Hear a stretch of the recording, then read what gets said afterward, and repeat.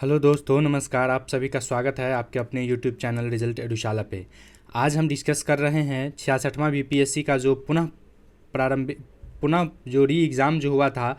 री एग्ज़ाम आपको औरंगाबाद में जो सेंटर पे हंगामा मच गया था, और यह क्वेश्चन आउट का जो मामला था उसी के संबंध में जो री एग्ज़ाम बीपीएससी ने करवाया था। यह बीपीएससी के इतिहास में पहली बार था जो री एग्ज़ाम हुआ था, तो इसीलिए इसका कट ऑफ ज़्यादा चला गया था। तो उसी का सॉल्व पेपर हम देखेंगे कि 66वां बीपीएससी जो है री एग्ज़ाम पुनः परीक्षा 2020 में जो कराया गया था, यह दिनांक 14 फरवरी 2021 को जो एग्ज़ाम का आयोजन किया गया था, उसी का क्वेश्चन हम लोग देख रहे हैं जो 66वां बीपीएससी में री एग्ज़ाम कराया गया था। तो आइए देखते हैं। कई बच्चों ने हमें व्हाट्सएप पर मैसेज किया, टेलीग्राम पर मैसेज किया कि सर वो 66वां बीपीएससी का जो है क्वेश्चन अगर आप दे देते तो बहुत ही बढ़िया होता, तो मैंने सोचा डिस्कस ही करा दूं। तो आइए इसी के साथ हम शुरू करते हैं। हमारा पहला क्वेश्चन आइए देखते हैं क्या है। मैं आप लोग को बता दूं कि डिस्क्रिप्शन में लिंक दिया गया है। विभिन्न एग्ज़ाम जो है हाल ही में जनवरी से लेकर मार्च तक जितने भी एग्ज़ाम हुए हैं बीपीएससी द्वारा, मैंने सारा का डिस्क्रिप्शन में लिंक दे रखा है, आप लोग जाकर वहाँ से देख सकते हैं। वैसे आप लोग को एक बात बता दूं, रिजल्ट एडुशाला को लाइक कीजिए, सब्सक्राइब कीजिए। और आ जाते हैं हम सीधा बात, नो बकवास। पहला क्वेश्चन हमारा है, निम्नलिखित में से कौन सी मूल राशि भौतिक राशि है? तो भौतिक राशि इसमें से कौन है देख लीजिए। बल, वेग, विद्युत धारा, कार्य और ऑप्शन ई, इनमें से कोई नहीं या एक से अधिक। तो इसका सही उत्तर क्या हो जाएगा? भौतिक राशि कौन सा है? तो सी है, विद्युत धारा भौतिक राशि है। विद्युत धारा भौतिक राशि है, इसको आप लोग याद कर लीजिए। बीपीएससी कई बार प्रीवियस ईयर सा क्वेश्चन रिपीटेड कर देता है, तो आप लोग इसको पढ़ के जाएंगे और ज़्यादा से ज़्यादा इसको शेयर कीजिए ताकि बच्चों तक पहुँचे। नेक्स्ट है, अनुदैर्ध्य तरंगों का उदाहरण क्या है? तो अनुदैर्ध्य तरंगों का उदाहरण क्या है आप लोग देखिए और बनाइए। मैं 5 सेकंड का टाइम दूंगा, आप लोग बनाने का कोशिश कीजिए। तो 2 का सही उत्तर क्या हो जाएगा? ध्वनि तरंग अनुदैर्ध्य तरंगों का उदाहरण है। ध्वनि तरंग अनुदैर्ध्य तरंगों का उदाहरण है। तीसरा, प्रकाश का वर्ण विक्षेपण संभव है। तो प्रकाश का वर्ण विक्षेपण कब संभव है? प्रिज्म द्वारा 7 कलर को अलग अलग तरीक़ों से निकाला जा सकता है, मतलब देख सकते हैं हम। नेक्स्ट है 4, किस तापांतर पर सेल्सियस और फ़ारेनहाइट पैमाने मेल खाते हैं? यह भी कई बार एग्जाम में, विभिन्न एग्जाम में पूछा गया है कि किस तापमान पर सेल्सियस और फ़ारेनहाइट पैमाने पर मेल खाते हैं। तो इसका सही क्या हो जाएगा? सी हो जाएगा। -40 डिग्री पे दोनों जो है समान मेल खाते हैं। वैसे मैंने फिजिक्स का कुछ सेक्शन ले रखा है और केमिस्ट्री का भी, तो आप लोग प्ले लिस्ट में जाके देख सकते हैं।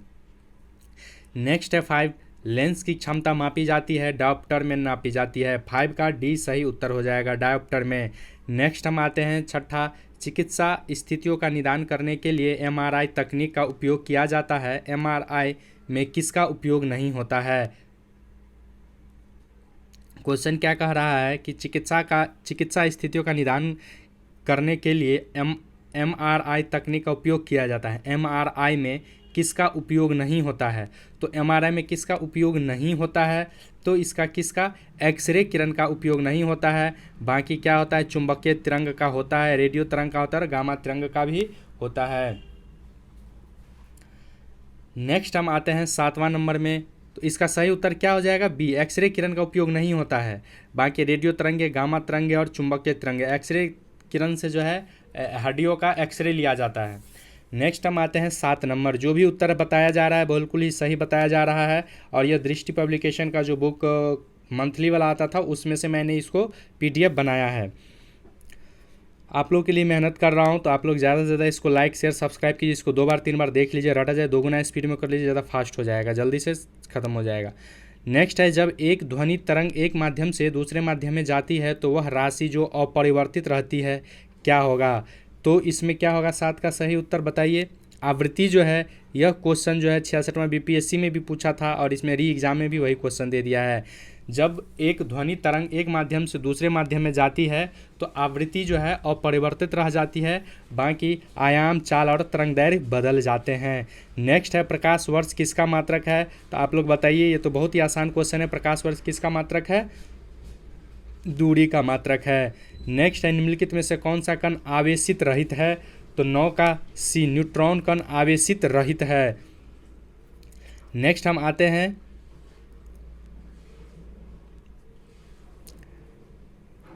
ओम मीटर मात्रक है। ओम मीटर मात्रक किसका है भाई? तो 10 का सही उत्तर, यह भी बहुत ही रिपीटेड है, तो प्रतिरोधकता का, रेसिस्टेंस का। ओम मीटर मात्रक है किसका? प्रतिरोधकता का।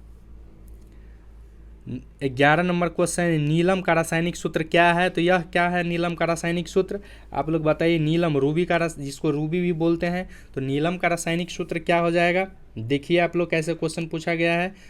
Al2O3 इसका सही उत्तर हो जाएगा। ए इसका सही ऑप्शन ए हो जाएगा। नीलम का रासायनिक सूत्र क्या हो जाएगा? Al2O3। तो यह बहुत ही इंपॉर्टेंट क्वेश्चन सब है, आप लोग देख लेंगे। यह कई बार जो है इसका अल्मुनियम भस्म ऑक्साइड ही नीलम का जो है फार्मूला होता है। इस टाइप का क्वेश्चन मैंने करवा रखा है, आप लोग डिस्क्रिप्शन में प्लेलिस्ट में जाएंगे तो मिल जाएंगे। नेक्स्ट है, पेट्रोल की गुणवत्ता को व्यक्त किया जाता है तो ऑक्टेन संख्या द्वारा, पेट्रोल की गुणवत्ता को 12 का क्या हो जाएगा उत्तर? बी, ऑक्टेन संख्या के द्वारा ही व्यक्त किया जाता है। बी इसका सही उत्तर हो जाएगा। 13 नंबर है, निम्नलिखित में से किसका गलनांक सबसे उच्च होता है? तो सबसे ज़्यादा गलनांक किसका होता है? तो बोरॉन का जो है गलनांक, इसको जितना हाई टेम्परेचर पे देंगे तब ये बोरॉन गलता है। गलनांक का मतलब क्या हो गया? जो बहुत हाईली टेम्परेचर होगा तब यह गलेगा। इसका बोरॉन का गलनांक कितना है जानते हैं आप लोग? 2300 डिग्री सेल्सियस है। और सिलिकॉन का कितना है? बोरॉन का कितना है? 2300 डिग्री सेल्सियस है। सिलिकॉन का कितना है? 1410 डिग्री सेल्सियस है। लोहा का कितना? तो लोहा गल जाता है 1535 डिग्री सेल्सियस पे।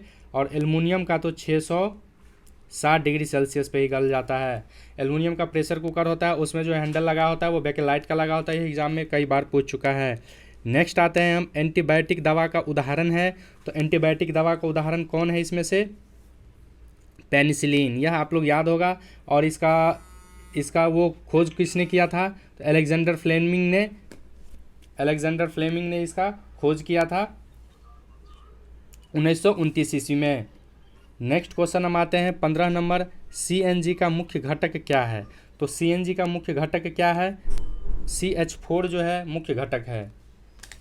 CNG का मुख्य घटक क्या है? CH4D इसका सही उत्तर हो गया। नेक्स्ट हम आते हैं, अम्ल वर्षा के घटक हैं 16 नंबर में। तो अम्ल वर्षा के घटक क्या हो जाएगा बताइए आप लोग?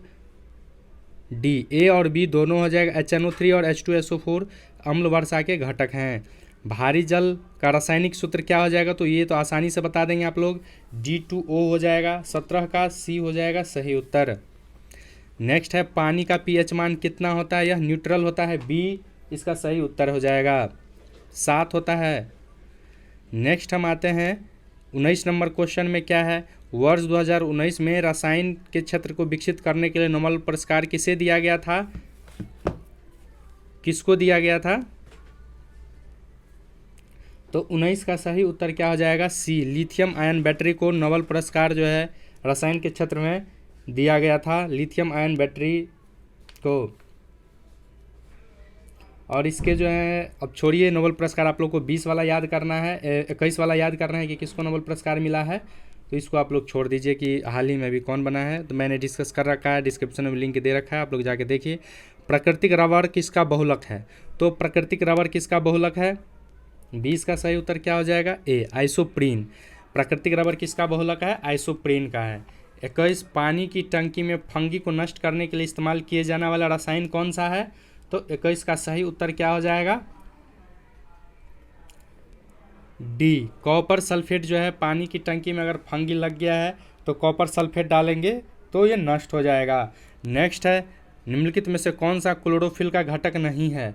तो 22 का सही उत्तर क्या हो जाएगा? कैल्शियम जो है क्लोरोफिल का घटक नहीं है।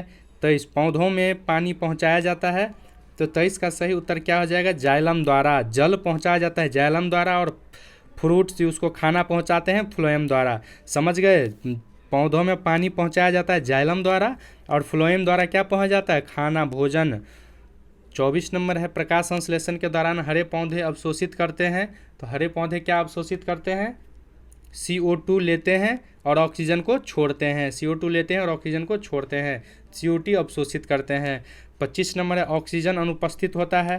तो ऑक्सीजन किस में अनुपस्थित होगा?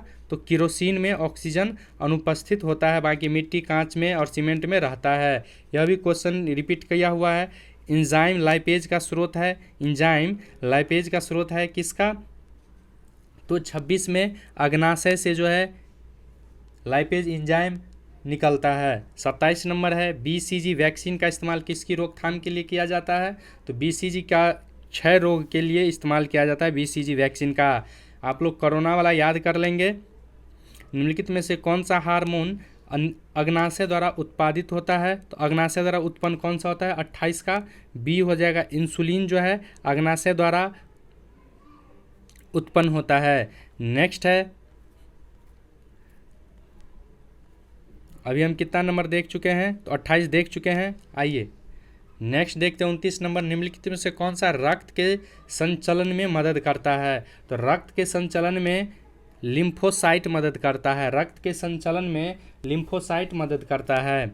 नेक्स्ट है, अंगोरा ऊन किससे निकाला जाता है? तो यह खरगोश से निकलता है। 30 का सही उत्तर ए हो जाएगा। आप लोग याद कर लीजिए, यह कई बार BPSC रिपीट कर देता है। तो नेक्स्ट क्वेश्चन है, कमला हैरिस का पैतृक गांव तमिलनाडु के किस जिले में है? तो कमला हैरिस के गांव कहाँ है? तिरुवारूर। अगर मैं आप लोगों को समय दे रहा हूं तो कोशिश कीजिए कि समय जो भी मिल रहा है 5 सेकंड 10 सेकंड उसमें बनाने का। वैसे मैं फास्ट में भी करवा सकता हूं। सलीम अली चिड़िया अभ्यारण्य कहाँ है? तो 32 का सही उत्तर क्या हो जाएगा? सलीम अली चिड़िया अभ्यारण्य कहाँ है? आप लोग बताइए। गोवा में है और यह मांडोवी नदी के किनारे चाउर द्वीप पर है। गोवा में मांडोवी नदी पर है गोवा में, समझे। 33 का है, भारत में शिक्षा प्रणाली के सुधार के लिए मानव संसाधन विकास मंत्रालय द्वारा कौन सा रिपोर्ट लॉन्च किया गया है? तो 33 का सही उत्तर क्या हो जाएगा? बी, शगुन जो है शिक्षा प्रणाली में सुधार के लिए मानव संसाधन विकास द्वारा लॉन्च किया गया है। और इसका मानव कौन सा मंत्रालय करता है? यह भी कई बार पूछ देता है शगुन ऐप को, तो मानव संसाधन विकास मंत्रालय। 34 है, रूपसी हवाई अड्डा भारत के किस राज्य में है? तो देखिए 66वां BPSC का जो फर्स्ट शिफ्ट का या फर्स्ट डे का जो एग्ज़ाम था वो बहुत ही अच्छा था, लेकिन जो सेकंड शिफ्ट का जो ये री एग्ज़ाम हुआ है ना, यह बहुत ही अनसंट क्वेश्चन पूछ दिया, मतलब अनएक्सपेक्टेड टाइप का क्वेश्चन पूछ दिया हुआ है। तो रूपसी हवाई अड्डा कहाँ है बताइए? 34 का क्या हो जाएगा? बी हो जाएगा। असम में जो है रूपसी हवाई अड्डा है। यह रूपसी हवाई अड्डा असम के कहाँ है? धुबरी जिला में है। नेक्स्ट है 35 नंबर, चेहरे पर मास्क पहनने की अनिवार्यता के लिए भारत के किस राज्य ने कानून बनाया है? तो यह क्वेश्चन पुराना हो चुका है मगर अब रिपीटेड है, पूछ दिया है, तो क्या करेंगे इसका? ए, राजस्थान जो है कानून बना दिया था चेहरे पे मास्क पहनने के लिए और दिल्ली में फाइन लिया जा रहा था। 36 है, बीज बचाओ आंदोलन किस राज्य में शुरू किया गया था? तो 36 का क्या हो जाएगा? बीज बचाओ आंदोलन उत्तराखंड में किया गया था और यह टिहरी जिला के जरधावा गांव में शुरू हुआ था। उत्तराखंड के कहाँ शुरू हुआ था? टिहरी जिला में जो है यह शुरू किया गया था। नेक्स्ट 37, जानवरों के प्रति क्रूरता को रोकथाम के लिए भारतीय संविधान के किस सूची में रखा गया है? तो इसको 37 को रखा गया है, क्या हो जाएगा सही उत्तर? समवर्ती सूची में रखा गया है। जानवरों के प्रति अगर क्रूरता करते हैं यह समवर्ती सूची में रखा गया है। राजस्थान में स्थित खेतरी खदान किसके लिए प्रसिद्ध है? तो आप लोग बताइए इसका क्या होगा उत्तर? खेतरी तांबा के लिए। राजस्थान में खेतरी किसके लिए प्रसिद्ध है? तो तांबा के लिए, इसको याद रखेंगे। खेतरी तांबा राजस्थान में तांबा अधिक है। खेतरी किसके लिए प्रसिद्ध है? तो तांबा के लिए। नेक्स्ट हम आते हैं 39 नंबर क्वेश्चन। आप लोग से निवेदन है कि रिजल्ट एडुशाला को जो है क्या कीजिए, ज़्यादा से ज़्यादा सब्सक्राइब कीजिए, लाइक कीजिए, शेयर कीजिए, कमेंट कीजिए। अगर आप लोग सुझाव देना चाहते हैं, अगर आप लोग किसी विषय पे वीडियो चाहिए तो कमेंट सेक्शन में आप हमें बता सकते हैं। वैसे मैं आपको एक चीज़ बता दूं कि जो रुकमणी पब्लिकेशन का 1 से 10 तक का जो टेस्ट सीरीज है वो अपलोड कर दिया गया है। आप लोग जांचें अपना स्कोर और देखिए कितना आपसे बन पाता है। कम से कम अगर 90 के आसपास बन जाता है तो आप समझिए सेफ जोन में हैं आप लोग। करंट का भी एडिटोरिया का बहुत सारा सीरीज मैंने अपलोड कर दिया है, तो आप लोग ज़्यादा से ज़्यादा इसको लाइक शेयर सब्सक्राइब कीजिए। और इस वीडियो का टारगेट हम कम से कम 500 लाइक देते हैं और 1000 व्यूज होना चाहिए। री एग्जामिनेशन जो हुआ था इसका 1000 व्यूज कीजिए और 500 लाइक कीजिए, इतना टारगेट आप लोग कर दीजिए। 1000 व्यूज कोई बहुत बड़ा नहीं है, तो ज़्यादा से ज़्यादा शेयर कीजिए। नेक्स्ट है, भारतीय प्रतिस्पर्धा आयोग के चेयरमैन कौन है? तो भारतीय प्रतिस्पर्धा के आयोग के चेयरमैन कौन है? 39 का सी इसका सही उत्तर हो जाएगा, अशोक गुप्ता। तो भारतीय प्रतिस्पर्धा आयोग के चेयरमैन कौन है? अशोक गुप्ता 39 का हो जाएगा। नेक्स्ट क्वेश्चन क्या है, 40 नंबर, भारत में राष्ट्रीय सांख्यिकी दिवस कब मनाया जाता है? तो भारत में राष्ट्रीय सांख्यिकी दिवस कब मनाया जाता है भाई? 29 जून को भारतीय राष्ट्रीय सांख्यिकी दिवस मनाया जाता है। 29 जून को। बताइए, दिवस भी राष्ट्रीय सांख्यिकी दिवस पूछ दिया है, मतलब क्या क्वेश्चन पूछेगा बीपीएससी, कोई ठिकाना ही नहीं है। इसलिए आप लोग अपना बढ़िया से तैयारी करके जाइए। अड्डू प्रवाल द्वीप किस महासागर में स्थित है? तो अड्डू प्रवाल द्वीप किस महासागर में है भाई? 41 का सी में है। भारतीय महासागर में अड्डू प्रवाल द्वीप महासागर है। देखिए, क्वेश्चन आउट होने के बाद जो क्वेश्चन बनाया है ना, बहुत ही उटपटांग क्वेश्चन बनाया गया है ये। अगर आप लोग देखेंगे 66वां बीपीएससी का पहला डे का, तो क्वेश्चन जो है आसान था। तो इसीलिए आप लोग कोशिश कीजिएगा कि जो, और इसी क्वेश्चन आउट होने की वजह से कट ऑफ हाई गया था, कोशिश कीजिएगा कि क्वेश्चन आउट के चक्कर में ना पड़े, ना ही करे। अगर कोई कर रहा है तो आप लोग कंप्लेन कर दें, नहीं तो क्वेश्चन ऐसे ही उटपटांग आएंगे, कट ऑफ हाई जाएंगे, और जो भी पढ़ने वाले बच्चे उनका रिजल्ट नहीं हो पाएगा। नेक्स्ट क्वेश्चन है, भारत के किस देश के साथ स्वतंत्र आगमन रेजिम है? तो 42 का क्या हो जाएगा? ए, म्यांमार के साथ स्वतंत्र आगमन रेजिम बना हुआ है। 43 का देखिए, भारत और चीन के बीच प्रथम अनौपचारिक सम्मेलन कहाँ हुआ था? तो भारत और चीन के बीच प्रथम अनौपचारिक सम्मेलन वुहान में हुआ था। भारत और चीन के बीच कहाँ हुआ था? वुहान में। नेक्स्ट है 44 नंबर, निम्नलिखित में से कौन क्षेत्रीय वृहद आर्थिक भागीदारी का सदस्य नहीं है? तो 44 का जो है डी, पाकिस्तान जो है वृहद आर्थिक भागीदारी का सदस्य नहीं है। नेक्स्ट देखिए, किस देश के साथ 2+2 की भारत बैठक करता है? तो इसमें देखिए, अब डी होना चाहिए इसका उत्तर। तो आइए देखते हैं, डी ही इसका सही उत्तर है। अमेरिका के साथ भी, जापान के साथ भी, ऑस्ट्रेलिया के साथ भी, अब रूस के साथ भी 2+2 किया है। तो ई इसका सही, डी जो है सभी उपयुक्त हो जाएगा। 46 नंबर देख लीजिए, ट्रैक 1.5 कूटनीति क्या होती है? तो ट्रैक 1.25 जो 1.5 कूटनीति क्या होती है? तो 46 का जो है क्या हो जाएगा? सी, सरकारी एवं गैर सरकारी कूटनीति है। 47 नंबर है, वर्ष 2000 में मेकोंग गंगा सहयोग कहाँ शुरू हुआ था? तो वर्ष 2000 में मेकोंग गंगा सहयोग, 47 का ए, लाओस में मेकोंग गंगा सहयोग हुआ था शुरू। अगर इस बार इसी टाइप का क्वेश्चन दे दिया तो सभी के सभी बेहोश हो जाएंगे। इसीलिए आप लोग बढ़िया से पढ़ के जाइए। रिजल्ट एडुशाला को ज़्यादा से ज़्यादा जितना भी वीडियो उसको देखने का कोशिश कीजिए। किस देश में अहमदाबाद के साथ सिस्टर स्टेट का संबंध है? तो किस देश के साथ अहमदाबाद के साथ सिस्टर स्टेट का संबंध है?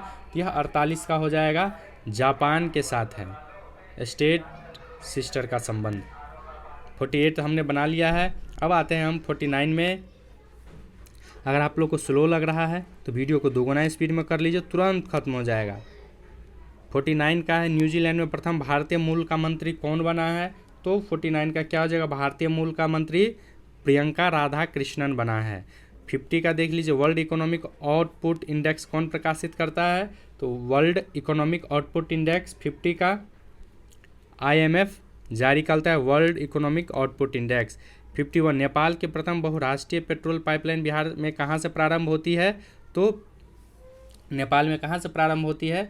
51 का मोतिहारी से जो है प्रथम बहुराष्ट्रीय पेट्रोल पाइपलाइन बिहार में मोतिहारी से प्रारंभ होती है। यह इस बार भी पूछ सकता है। 52 देख लीजिए, बिहार में प्रथम समेकित चेक पोस्ट कब स्थापित किया गया था? तो बिहार में प्रथम समेकित चेक पोस्ट क्या हो जाएगा इसका उत्तर? सी, 2018 में जो है समेकित चेक पोस्ट स्थापित किया गया था। नेक्स्ट है, अंतर्राष्ट्रीय बॉक्सिंग फेडरेशन का मुख्यालय कहाँ है? तो अंतर्राष्ट्रीय फेडरेशन का मुख्यालय न्यू जर्सी, सी इसका सही उत्तर हो जाएगा। 54 देखिए, शेन वाटसन ने सभी प्रकार के क्रिकेट से संन्यास की घोषणा किए हुए निम्नलिखित में से किस टीम से खेलते थे? तो शेन वाटसन किस टीम से खेलते थे भाई? 54 का आप लोग IPL देखते हैं, बताइए IPL वाले भाई। 55 का बी, चेन्नई सुपर किंग्स से जो है ये खेलते थे शेन वाटसन। और अभी हाल ही में किरण पोलार्ड ने संन्यास की घोषणा की है, तो यह मुंबई इंडियंस से खेलते थे। लेकिन यह अभी हुआ है तो यह एग्जाम में नहीं पूछा जाएगा। 55 देख लीजिए, भारत में प्रथम डॉल्फिन वेधशाला कहाँ बनाई जा रही है? तो बिहार में बनाई जा रही है। बिहार का प्रथम रामसर क्षेत्र किसको घोषित किया गया है? तो बेगूसराय में स्थित है। कौन सा? बेगूसराय में कौन सा स्थित है? तो आप लोगों ने कितना बार इसको पढ़ा होगा? कांवर झील, बेगूसराय में कौन सा है? कांवर झील है। नेक्स्ट है 57 2020 FIDE को सर्वप्रथम ऑनलाइन शतरंज ओलंपियाड के विजेता कौन है? तो इसका सही उत्तर क्या हो जाएगा 57 का? डी, भारत और रूस जो है सर्वप्रथम इस ओलंपियाड को जीता था। 58 देख लीजिए, इटालियन ग्रैंड पिक्स 2020 के विजेता कौन है? इटालियन के कौन है ये? बी, पियरे गैसली है, पियरे गैसली। 59 का देखिए क्या है, वन मोर थिंग नामक कार्यक्रम किसने आयोजित किया था? तो वन मोर थिंग नामक कार्यक्रम किसने आयोजित किया था? एप्पल ने। वन मोर थिंग नामक कार्यक्रम एप्पल ने किया था, और एप्पल हाल ही में अभी 3 ट्रिलियन डॉलर का जो है वो पहला विश्व में प्रथम कंपनी बन गया है, जो 3 ट्रिलियन उसका मूल्य पहुंच गया है। 60 में है आई एम नो मसीहा के लेखक कौन है? तो आई एम नो मसीहा के लेखक सोनू सूद हैं। आई एम नो मसीहा के लेखक सोनू सूद हैं।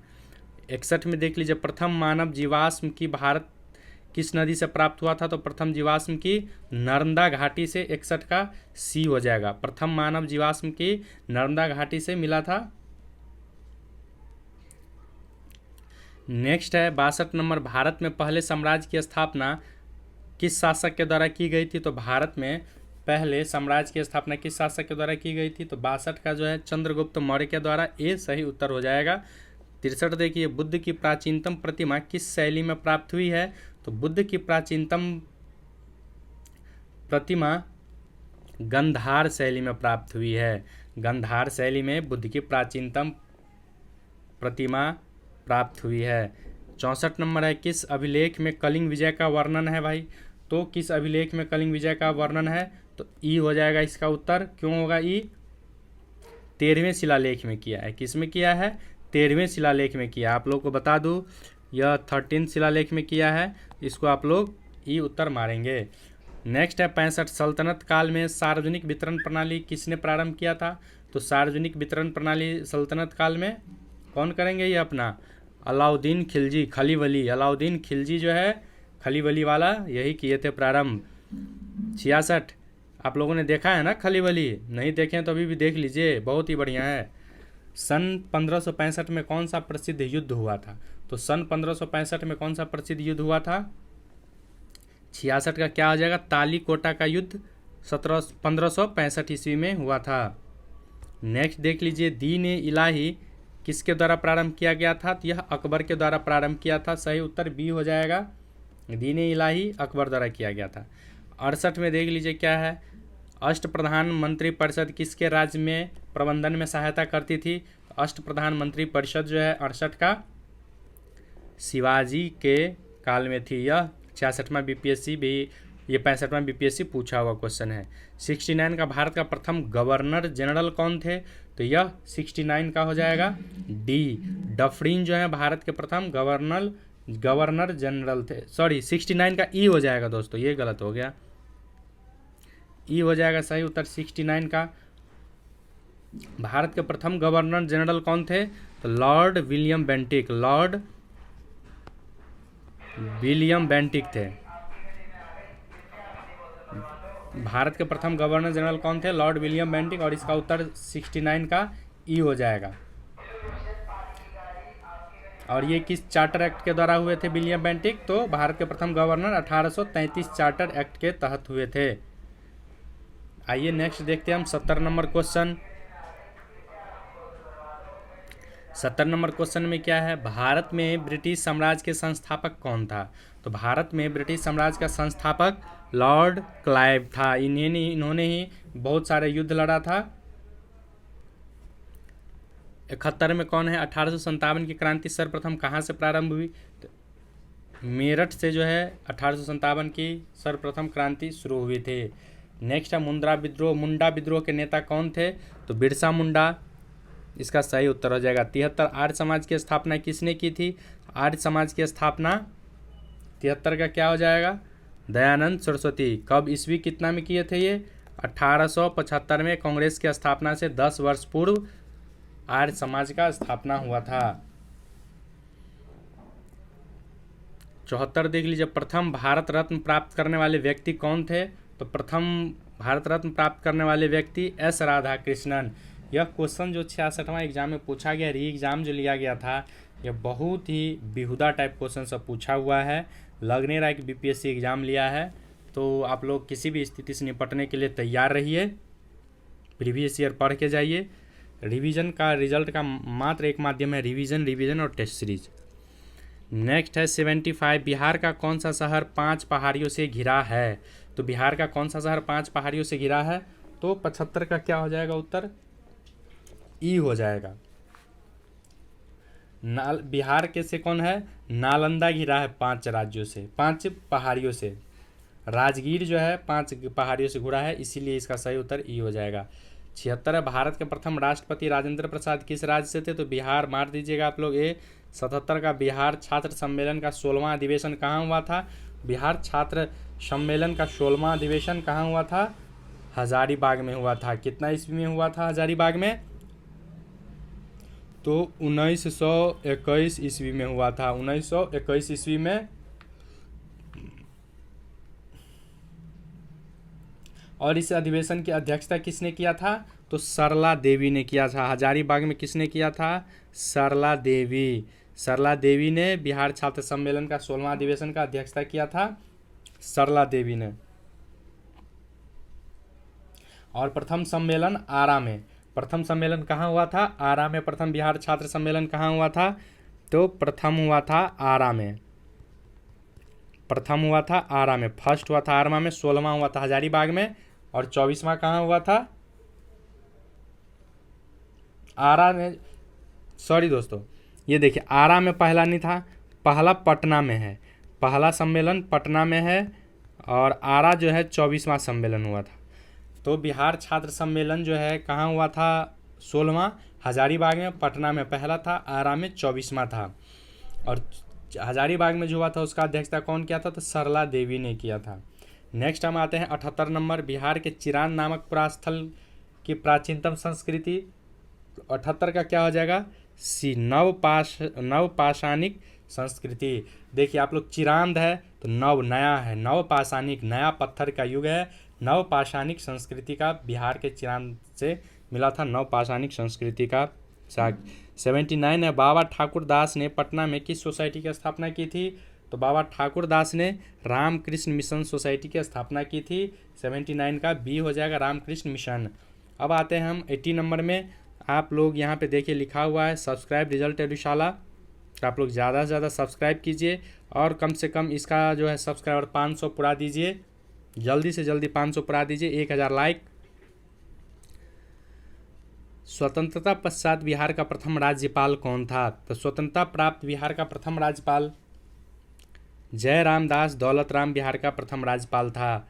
नेक्स्ट है 81 का, उत्तरी अमेरिका में नियाग्रा जलप्रपात 2 झीलों के बीच स्थित है, यह कहाँ स्थित है? तो डी, ओंटारियो झील और इरी झील के मध्य जो है नियाग्रा जलप्रपात स्थित है।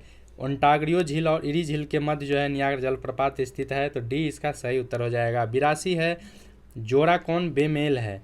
तो इसका 82 का क्या हो जाएगा? कौन सा जोड़ा बेमेल है? तो ई हो जाएगा। 82 का क्या हो जाएगा? ई। 83, आइए, निम्नलिखित में से कौन सा एक जर्मनी का कोयला क्षेत्र नहीं है? तो जर्मनी का एक कोयला क्षेत्र कौन सा हो जाएगा? लॉरेन बेसिन जो है कोयला क्षेत्र नहीं है, बाकी ये सब तीनों कोयला क्षेत्र है।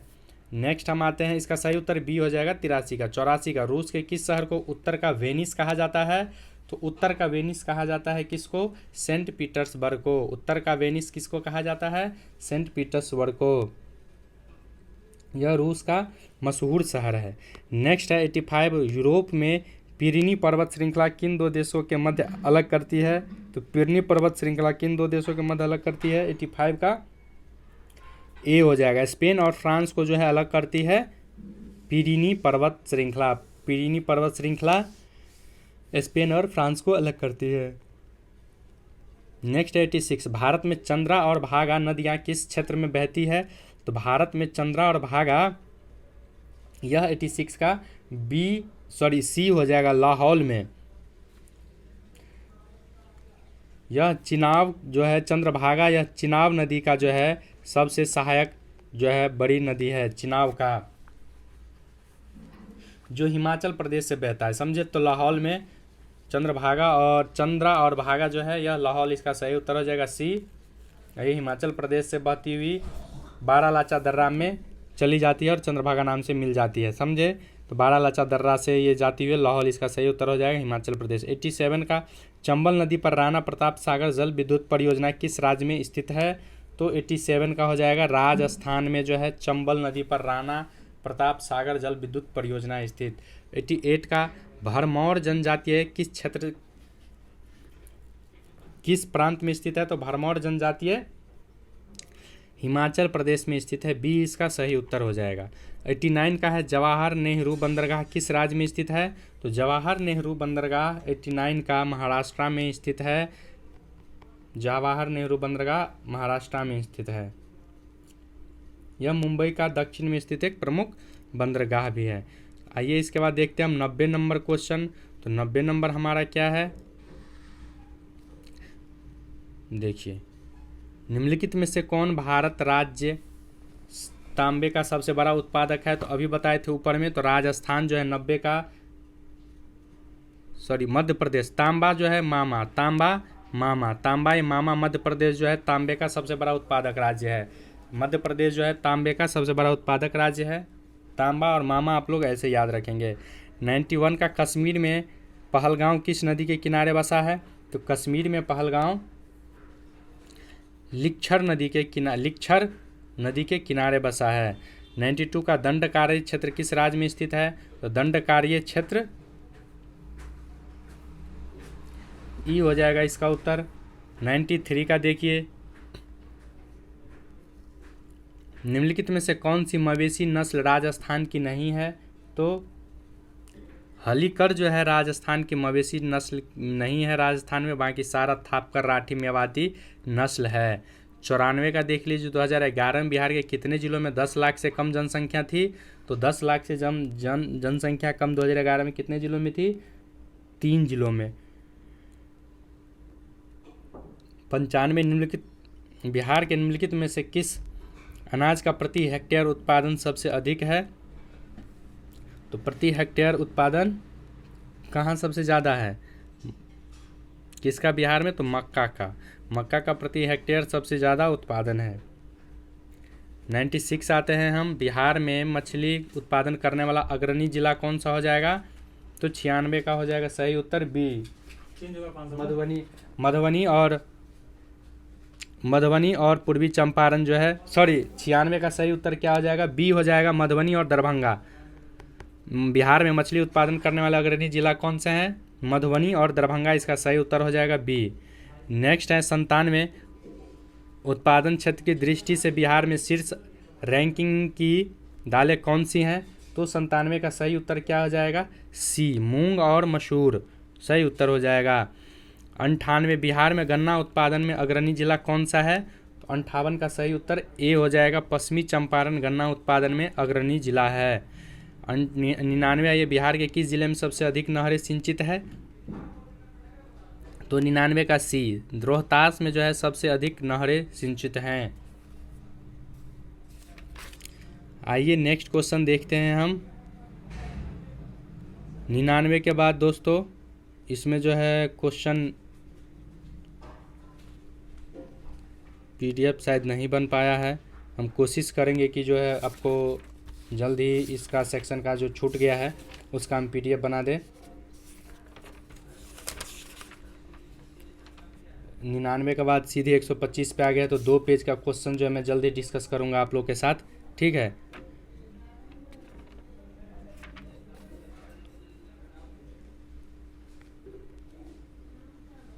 चलिए, तो ये बस एक ही, इसके बाद पार्ट 2 हम इसका जल्दी लाएंगे, छूट गया है PDF बनाने में, कोई बात नहीं। तो 125 आते हैं हम, किस खाद्यान्न उत्पादन के लिए बिहार को कृषि कर्मण पुरस्कार मिला है? तो बिहार को कृषि कर्मण पुरस्कार जो है क्यों मिला है? 25 का देखिए क्या हो जाएगा? गेहूं के लिए कृषि कर्मण पुरस्कार गेहूं उत्पादन के लिए मिला है। 126 देख लीजिए, 1902 में लॉर्ड कर्जन ने 2 भारतीय सदस्यों को सम्मिलित करते हुए एक विश्वविद्यालय गठित आयोग किया। वे कौन सा है? तो 26 का डी हो जाएगा सही उत्तर। 27 का क्या हो जाएगा? आइए देखते हैं। जगदीशपुर में कब प्रविष्ट हुए? कुंवर सिंह जगदीशपुर में कब प्रविष्ट हुए? तो 27 का ए हो जाएगा 22 अप्रैल 1958 को। 128 पुणे सार्वजनिक सभा की स्थापना की गई थी, तो 28 का बी हो जाएगा सही उत्तर। 1870 ईस्वी में महादेव गोविंद रनाडे ने पुणे सार्वजनिक सभा की स्थापना 1870 में किया था। महादेव गोविंद रनाडे ने पुणे सार्वजनिक सभा का स्थापना किया था। 129 में भारतीय राष्ट्रीय कांग्रेस के द्वितीय सम्मेलन में कितने मुसलमानों ने प्रतिनिधित्व में भाग लिया था? तो 29 का कितने मुसलमानों ने? 33 मुसलमानों ने भाग लिया था। चंपारण आंदोलन मुख्यतः किसके विरोध में किया गया था? तो चंपारण आंदोलन मुख्यतः नकदी फसलों के विरोध में किया गया था। 131 देख लीजिए, 1904 ईस्वी में देवघर में गोल्डन लीग की स्थापना ब्रिटिश का बहिष्कार और स्वदेशी आंदोलन की प्रगति के लिए की गई थी। यह कहाँ था? 131 का बिहार में। बिहार में ही तभी था देवघर। 1904 में गोल्डन लीग की स्थापना किया गया था। ब्रिटिश का स्वदेशी आंदोलन की प्रगति के लिए गोल्डन लीग का स्थापना किया गया था, यह बिहार में ही उस समय में। 132 देख लीजिए, 1885 में WC बनर्जी द्वारा इंगित भारतीय राष्ट्रीय कांग्रेस निम्न उद्देश्यों में से कौन सा नहीं था? तो 132 का क्या हो जाएगा? ई हो जाएगा। देखिए, इसका देशवासियों के बीच जाति समता यह गलत, शिक्षक वर्ग को संपूर्ण महत्व यह भी गलत, देश की यह इनमें से कोई नहीं होगा। ठीक है, इसीलिए ई इसका सही उत्तर हो जाएगा।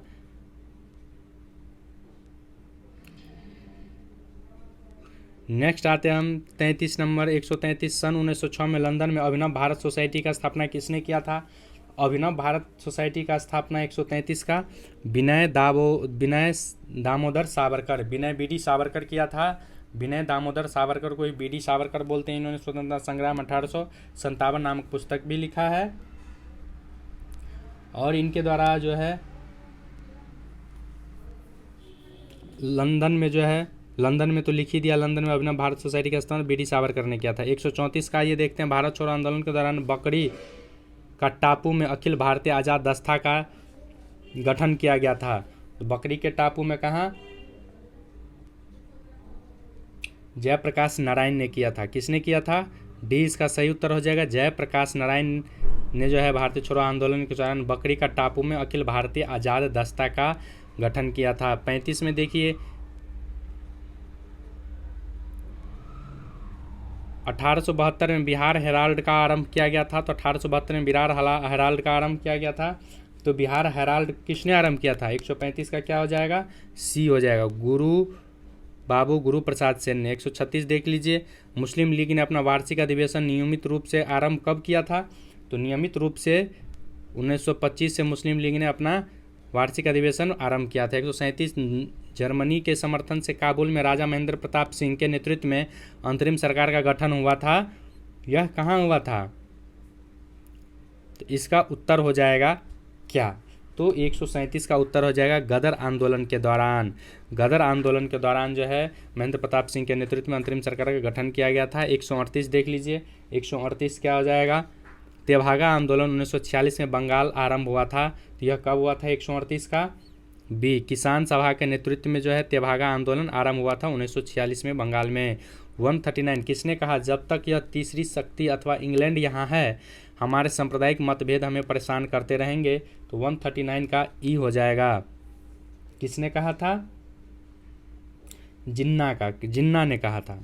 किसने कहा था? यह जिन्ना ने कहा था। जिन्ना का जिन बोला और पाकिस्तान बन गया। तो जिन्ना ने कहा था कि जब तक यह तीसरी शक्ति अथवा इंग्लैंड हमारे यहाँ है, सांप्रदायिक मतभेद परेशान करते रहेंगे, इसलिए इसका उत्तर ई हो जाएगा। 140 देख लीजिए, 1934 में कांग्रेस सोशलिस्ट पार्टी की स्थापना की गई थी। तो इसका सही उत्तर 140 का क्या हो जाएगा? सी, जयप्रकाश नारायण और आचार्य नरेंद्र देव द्वारा कांग्रेस सोशलिस्ट पार्टी 1934 में स्थापना की गई थी। यह कई बार रिपीटेड किया गया है। तो इसका सही उत्तर क्या हो जाएगा? सी, जयप्रकाश नारायण आचार्य नरेंद्र द्वारा। आइए अब हम मैथ्स का क्वेश्चन देख लेते हैं। इसमें मैं क्वेश्चन पढ़ूंगा नहीं, आप लोग चाहे तो स्क्रीनशॉट इसका ले सकते हैं। अगर किन्हीं को PDF चाहिए तो कमेंट सेक्शन में आप बताइए, मैं उनको भेज दूंगा। टेलीग्राम का लिंक मैं डिस्क्रिप्शन में दे दूंगा, आप लोग वहाँ से जाके ज्वाइन कर सकते हैं टेलीग्राम पे। उस पर ये 66वां बीपीएससी का दिया गया है, कमेंट में आप कमेंट कीजिए, मैं PDF प्रोवाइड करा दूंगा। 41 का क्या हो जाएगा सही उत्तर? मैथ्स का ई हो जाएगा। 41 का ई हो जाएगा, आप लोग स्क्रीनशॉट ले लीजिए अगर मैथ बनाना चाहते हैं तो। नेक्स्ट 42 में आते हैं हम। 42 में क्या हो जाएगा इसका उत्तर? ए हो जाएगा, ले लिए स्क्रीनशॉट। नेक्स्ट आते हैं हम 43 में, यह 43 है, 43 का क्या हो जाएगा उत्तर? डी हो जाएगा, 6 हो जाएगा उत्तर। अब आते हैं हम 44 में। 44 का उत्तर क्या हो जाएगा? ए, 0। 45 का क्या हो जाएगा उत्तर?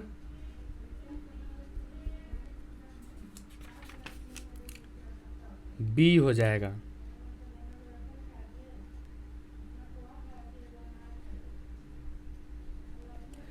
नेक्स्ट 46 नंबर क्वेश्चन क्या हो जाएगा? 46 का सी हो जाएगा इसका उत्तर।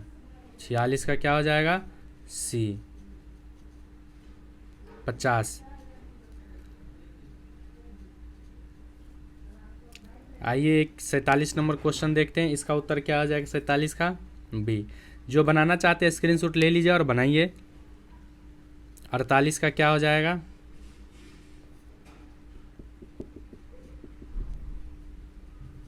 ले लिए स्क्रीनशॉट, बी हो जाएगा इसका उत्तर। 49 का क्या हो जाएगा? बी हो जाएगा। 50 का क्या? ए हो जाएगा। उम्मीद करते हैं कि आप लोग को यह सेशन अच्छा लगा, और जो क्वेश्चन छोटा है मैं पार्ट 2 में जल्दी ही अपलोड कर दूंगा। लेकिन तब तक ये 1000 व्यूज़ कीजिए, टारगेट 1000 व्यूज़ है, 500 लाइक है, और ज़्यादा से ज़्यादा आप लोग सब्सक्राइब कीजिए, लाइक कीजिए, शेयर कीजिए, कमेंट कीजिए। फिर मिलते हैं हम नेक्स्ट वीडियोज़ में जल्द ही, तब तक के लिए जय हिंद।